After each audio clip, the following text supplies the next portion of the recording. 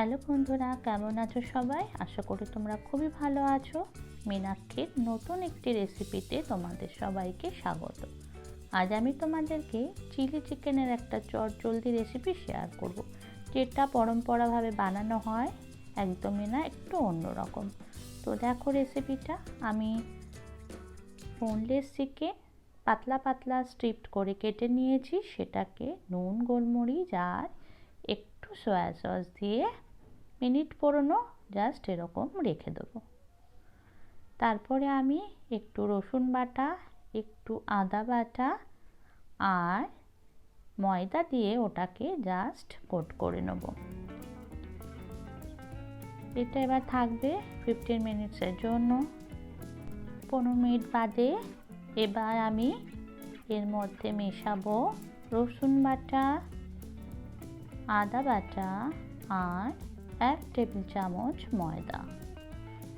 সব কিছু ভালোভাবে মিশিয়ে নেব, যাতে চিকেনের গায়ে ভালোভাবে সেটা লেগে যায়। একটা ফক দিয়ে আমি ভালো করে মিশিয়ে নিচ্ছি। হয়ে গেছে আমার পুরোটা। এবার একটা ফ্রাইং প্যান বসিয়ে দিয়েছি। দিলাম বেশ কিছুটা হোয়াইট অয়েল বা রিফাইন্ড অয়েল। এবার চিকেন পিসেসগুলোকে আমি সমস্ত ভেজে নেব। এটাতে একবারেই আমার হয়ে যাবে, কারণ আমার এখানে চিকেন আছে 250 গ্রাম মতন। এটা কিন্তু শুধু খেতেও দুর্দান্ত লাগবে, অন্য কিছুর সাথে খেতেও হবে না, জাস্ট স্ন্যাক্স হিসাবেও আপনি এটা খেতে পারবেন। তো চিকেন পিসেসগুলো হয়ে গেছে মোটামুটি। আমি আবার উল্টে দিচ্ছি এটাকে। সমস্ত চিকেনগুলো আমার লালচে করে ভাজা হয়ে গেছে, দেখুন কি সুন্দর রং এসে। এবার এটাকে আমি পুরো চিকেনগুলো তুলে নেব।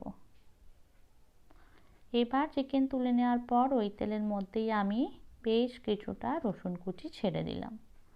রসুন কুচিটা ভালো করে নেড়ে চেড়ে কাঁচা গন্ধ চলে গেলে ওর মধ্যে পাতলা পাতলা করে রাখা ক্যাপসিকাম মিশিয়ে দিলাম। ক্যাপসিকামটার মধ্যে একটু নুন দিয়ে দেবো, যাতে ক্যাপসিকামটা নরম হয়ে আসে।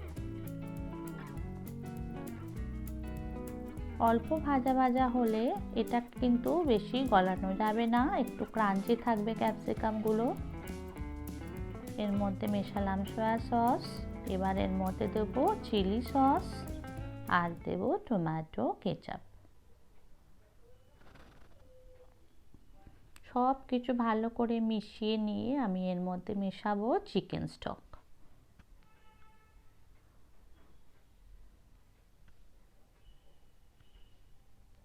চিকেন স্টকটা দিয়ে দিচ্ছি।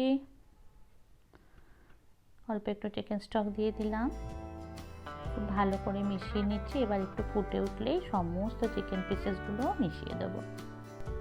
খুব ভালোভাবে এবার চিকেন পিসেসগুলো মিশিয়ে দেব পুরো গ্রেভির সাথে। এই রেসিপিটা ইভিনিং স্ন্যাক্সের জন্য কিন্তু পারফেক্ট। বাড়িতে যদি বোনলেস চিকেন থাকে তাহলে খুব সহজেই এটা বানিয়ে নিতে পারবেন। তো বন্ধুরা, ভিডিওটা ভালো লাগলে অবশ্যই লাইক, কমেন্ট, শেয়ার করবেন আর চ্যানেলটা সাবস্ক্রাইব করে আমার পাশে থাকবেন। বেশ কিছুটা গোলমরিচ গুঁড়ো মিশিয়ে দিলাম, আবার একটু মিশিয়ে দেবো ভালো করে। ব্যাস, রেডি হয়ে গেল পারফেক্ট এই চটজলদি চিলি চিকেন।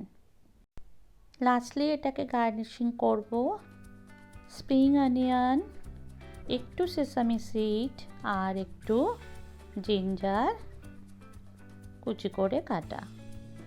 তো বন্ধুরা, সবার কাছে আমার একটা রিকোয়েস্ট থাকবে যে যাদের ভালো লাগবে না তারাও প্লিজ আমাকে জানাবেন কেন ভালো লাগলো না, কারণ ভুলটা ধরতে না পারলে আমি নিজেকে শুধরে নিয়ে আরও ভালো কাজটা করতে পারবো না। তো thank you for watching my video.